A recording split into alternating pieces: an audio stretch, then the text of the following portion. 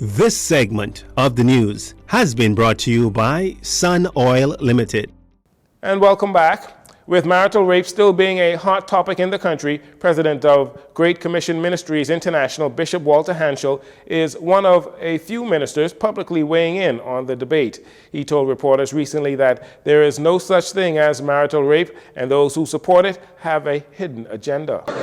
Anybody who abuses his wife in any way should be charged with assault, but not rape, because it is different with a husband and wife. Yes, a husband could abuse his wife, but marital rape, this is a moral issue, and it should be dealt with strictly from a biblical perspective. The way that they're going about it is going to destroy families. And I will never support any man who abuses his wife in any way. But at the same time, we must understand that there are perimeters. God has established holy matrimony, and the man should protect his wife. While he does not condone violence, Bishop Hanschel says if a man has to rape his wife, then that is not a marriage. He believes the whole issue must be looked at from a biblical perspective. But a woman and a man both have a responsibility, a husband and a wife have a responsibility to make sure that they do not withhold their bodies from the other. Marriage is a covenant. When you get married, sex is a part of the covenant. A woman cannot withhold, a man cannot withhold, but I don't believe in violence. If a woman does not like sex, she should not get married, because men love sexual intercourse. Simple. It's a part of the covenant. And I believe that a lot of people are opposing it for the wrong reasons. Now, many believe that the church has too much say in this governmental issue. However, Bishop Hanschel says it is not government, but rather a moral issue that should be dealt with strictly by the church. The church is the authority on moral issues, and the church must have its say.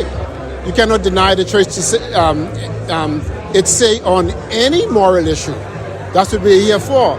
And I thank the Lord for the Bahamas Christian Council and ministers that stand with the truth, that stand on the side of the Word of God. We have a responsibility to defend the Word. We have to do it, whether we are liked or hated for our views and for what we stand for. We have to do it.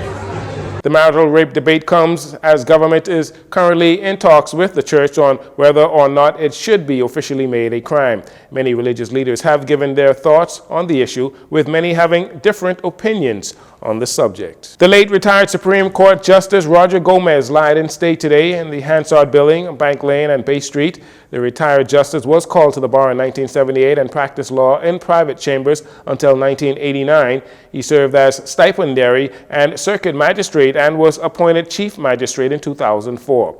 Paying his respects to the former justice was the nation's leader, Prime Minister Philip Davis, who reminisced on the memories they shared. If you know the Gomez, the Gomez family is a family that's given much public service to our community, starting from his father and his grandfather, all of whom were great public service, who gave their all to help to build the then colonies and now the independent Bahamas. And I've known him for quite a long time.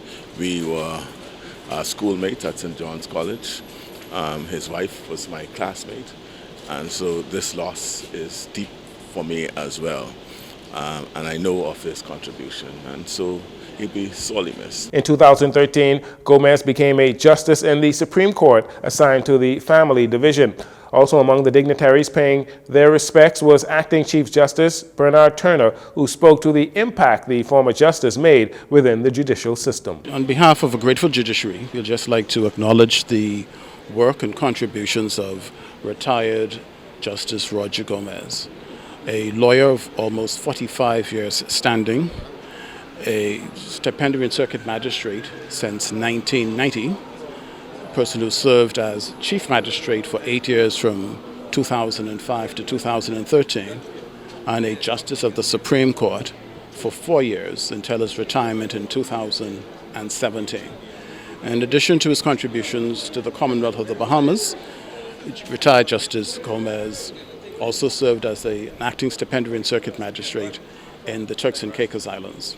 And he has contributed to the development of the magistracy in this country and to the development of the judiciary, a son of this soil who gave his life's work to public service. And for that, we are eternally grateful. Both former Prime Ministers Perry Christie and Hubert Ingraham spoke highly of Justice Gomez. Roger Gomez came from one of the most outstanding families in our country. A Berry Island originating family. His mother and father were major contributors to the development of our country. Roger himself, as a practicing lawyer, became a friend of mine. His brother, Dr. Perry Gomez, became a best friend of mine and then served in my cabinet. And I had the privilege to be a part of Roger being elevated to the bench as a justice of the Supreme Court. He was a very quiet person who had a deep and devout understanding of the importance of family life. And he would have, I think, been an exemplary leader of his family. Most outstanding, what was very significant and most important to me, when you listen to Roger was always into families, into children, to ensure that they had parental guidance, etc. And he was a very, very humble person. The state-recognized funeral for Justice Gomez, who was 73 years old, will be held on Friday, 11 a.m. at St. Agnes Anglican Church, with interment at the St. Agnes Cemetery on Nassau Street. 3 new energy-efficient vehicles, along with 3 charging stations, have been added to the Water and Sewage Corporation's fleet of company cars. The $100,000 electronic vehicle, or EV, pilot project recommended by the government will help the company move in a direction that is more environmentally friendly. General Manager of the corporation, Robert Deal, says he expects the number of electronic vehicles in the fleet will increase very soon. You know, the government has set a target of ensuring that from a country perspective, 30% of all of our energy is produced using renewable energy by the year 2030. And so the corporation believes that we have to move in that direction using a series of initiatives to both, one, reduce the amount of energy that we consume, but secondly, ensuring that the energy that we do consume, it is, where possible, produced via renewable energy. Well, the initial plan is we've started with the initial 3 vehicles as a pilot project. We want to see how they work from a charging perspective, but also in terms of usability on the street, what's the staff response to them, and then we want to expand. But we know we will have to expand in due course. We are presently in very active discussions with some of the local fleet suppliers, particularly looking for small trucks that we can utilize both here in New Providence and in the Family Islands, because Water and Sewage has one of the largest fleets of cars in New Providence and throughout the Family Islands, with over 180 vehicles. Mr. Deal says the company not only wants to reduce their energy usage, but also reduce repairs and maintenance costs, which is currently around $4 to $5 million a year. Fuel costs for the corporation amounts to over $750,000 per year. Make Warner, Auckland, Crooked Island, where you have limited flights. Sometimes if a mechanic has to travel to that island, he has to go on a Wednesday and not come back until a Saturday. So he may go to service 1 vehicle or 2 vehicles, but he has to spend 3-4 days there. And so that is quite costly. And so we want to reduce that cost. Also, we have a challenge on some of our islands, particularly some of the smaller islands, with respect to fuel quality.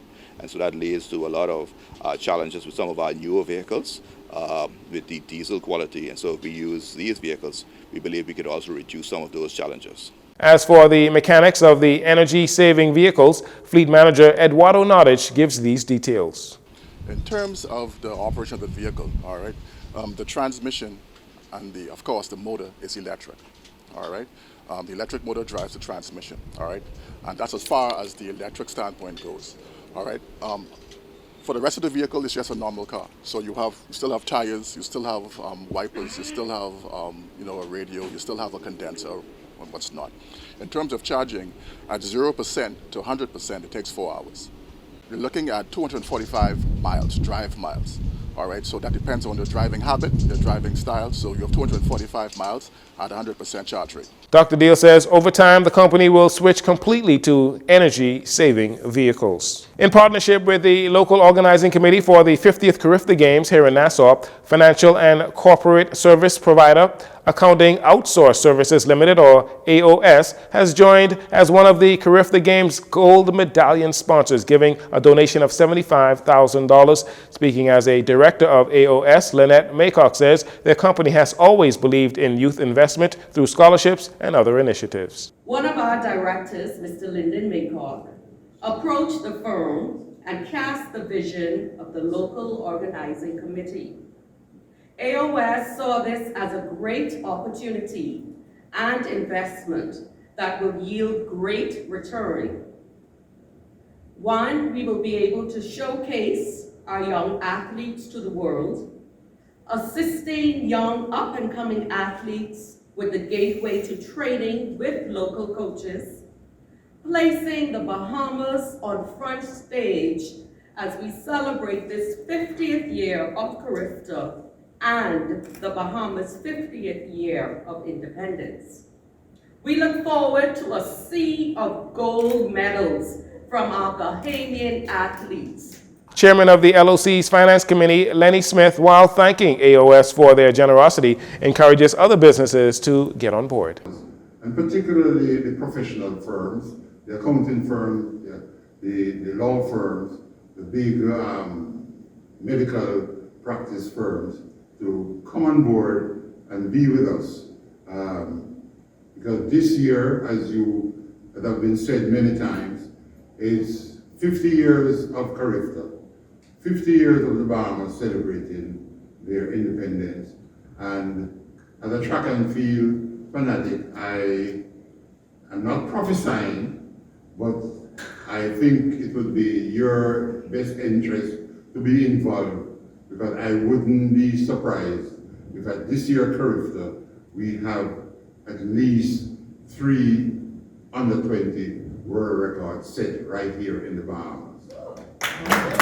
Meanwhile, CEO of the LOC and a director for AOS, Lyndon Maycock, said they are happy to be an example with their $75,000 donation. National Master Valentine Cox dominated the 2023 Bahamas National Chess Championships, winning the prestigious event with an impressive 8 out of 9 points. The only player to beat National Master Cox was FIDE Master Cecil Munker, and that was in the final round, the 9th round. National Master Cox, pictured here with Kendrick Knowles, president of the Bahamas Chess Federation, won his first Bahamas National Chess Championship 47 years ago, back in 1975. He went on to win the title again in 2002 and 2015. And now again in 2023. The 2023 National Championship was sponsored by Kalina and hosted at the J. Whitney Pinder Building on Collins Avenue. It featured the nation's top 10 chess players.